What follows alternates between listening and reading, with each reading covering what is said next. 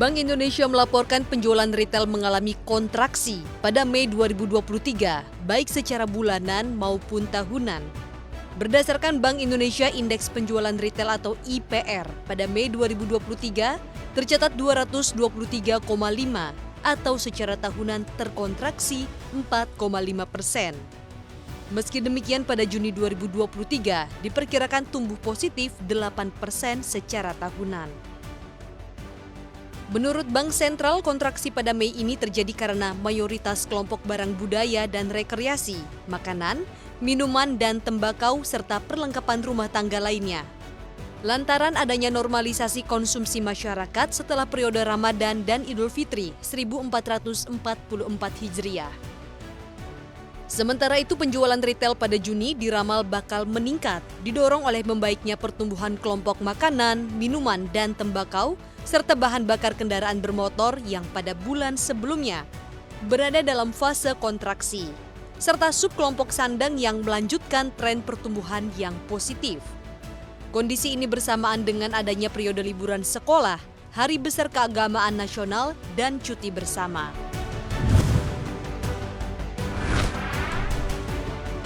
Kementerian Ketenagakerjaan mengakui ada perbedaan data jumlah pemutusan hubungan kerja atau PHK. Sekjen Kemnaker Answar Sanusi menjelaskan perbedaan itu terjadi karena adanya perkembangan status karyawan yang dalam proses di PHK oleh perusahaan.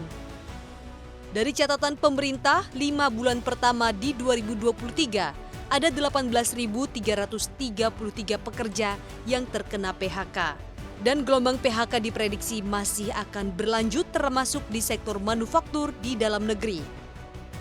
Terkait perbedaan data PHK di lapangan dan pemerintah, Kemnaker terus melakukan pemuktahiran data ketenagakerjaan di perusahaan-perusahaan. Selain itu, Kemnaker telah menetapkan mekanisme penindakan jika perusahaan dengan sengaja tidak melaporkan kondisi ketenagakerjaannya ke Kemnaker. Oleh karenanya, dirinya pun mendorong agar karyawan yang terkena PHK melaporkan kasusnya segera agar pemerintah memiliki informasi yang akurat.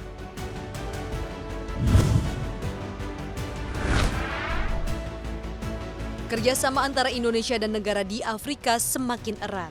Kondisi ini sejalan dengan kunjungan kerja Menko Kemaritiman dan Investasi Luhut Binsar Panjaitan ke benua hitam tersebut. Negara pertama yang disambangi Luhut adalah Afrika Selatan.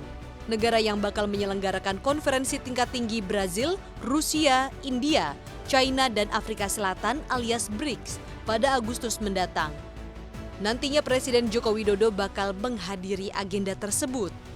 Menurut Luhut, dalam KTT itu diharapkan akan terjadi kesepakatan terkait impor sapi dan kedelai yang akan ditandatangani pada saat kunjungan ini. Mantan Kepala Kantor Staf Kepresidenan pun mengatakan kalau hal tersebut mutlak dilakukan mengingat harga daging sapi yang semakin meningkat. Serta outlook dari Kementerian Pertanian mencatat Indonesia masih membutuhkan 40% komoditas tersebut. Selain soal impor, Luhut juga menawarkan Pertamina dan PLN untuk dapat memasok listrik ke Afrika Selatan.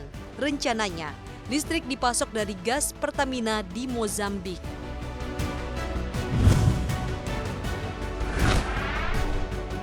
Menteri Pendayagunaan Aparatur Negara dan Reformasi Birokrasi atau PAN-RB, Abdullah Azwar Anas akan menyurati kepala daerah untuk mulai menganggarkan pemberian pensiun kepada pegawai honorer.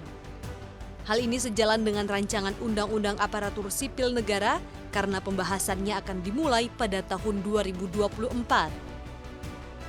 Rencana pemberian pensiun ini sejalan dengan rencana pegawai pemerintah dengan perjanjian kerja atau P3K paruh waktu alias part-time. Kebijakan ini untuk menghindari pemutusan hubungan kerja PHK atas penghapusan tenaga honorer yang bakal dilakukan pada 28 November 2023. Dengan kepastian ini, maka diharapkan ketakutan akan PHK massal dapat diredam. Dia memastikan DPR dan pemerintah telah menyepakati pengamanan bagi 2,4 juta pegawai honorer. Kendati demikian, Anas mengaku pembahasan mengenai gaji dan skema peralihan status belum dibahas lebih lanjut.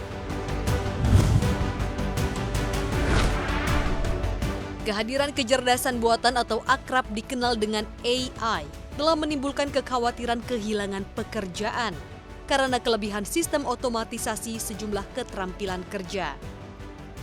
Survei terbaru dari Organisasi untuk Kerjasama dan Pembangunan Ekonomi atau OECD menyebutkan, pekerjaan dengan risiko otomatisasi tertinggi mencapai 27% dari angkatan kerja rata-rata di negara-negara OECD. Organisasi yang beranggotakan 38 negara tersebut mengungkapkan, negara-negara Eropa Timur paling terpapar dari adanya AI. Hungaria menjadi yang paling tinggi memiliki risiko kehilangan pekerjaan dari adanya AI. Persentasenya 36,4%. Sementara itu, 3 dari 5 pekerja khawatir mereka akan kehilangan pekerjaan karena AI selama 10 tahun ke depan. Survei tersebut mencakup 5.300 pekerja di 2.000 perusahaan yang mencakup manufaktur dan keuangan di 7 negara OECD. Terlepas dari kecemasan atas munculnya AI, 2/3 pekerja yang sudah bekerja dengannya mengatakan otomatisasi telah membuat pekerjaan mereka menjadi tidak terlalu berbahaya atau membosankan.